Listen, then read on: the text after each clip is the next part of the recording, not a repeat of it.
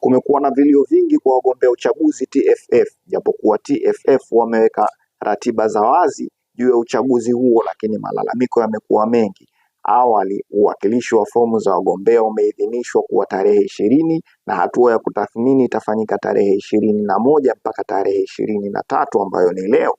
Kati ya tarehe 24 mpaka tarehe 25 kamati ya uchaguzi itapeleka majina ya wagombea walioidhinishwa rasmi, ikiwa ni pamoja na wagombea nafasi ya urais na wajumbe 6 wa kamati ya uendeshaji. Licha ya FIFA kuingilia kati mchakato huo, lakini malalamiko yamekuwa ni mengi kwenye mchakato huo wa uchaguzi. Wagombea wamekuwa wakilalamika kuhusu kusumbuliwa kwenye mchakato wa kuteuliwa.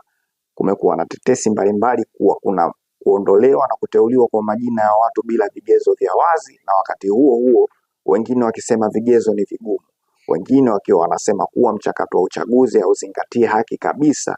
FIFA waliingilia kati sababu ya rasilimali duni katika katiba mchakato wa uchaguzi, na hata kusitisha mchakato wa uchaguzi hivi karibuni hadi matatizo yatakapopatiwa ufumbuzi. Pia kuna udhalilishaji wa haki za wagombea. Pia kuna malalamiko kuhusu udhalilishaji wa haki za wagombea. Wakili Ali Saleh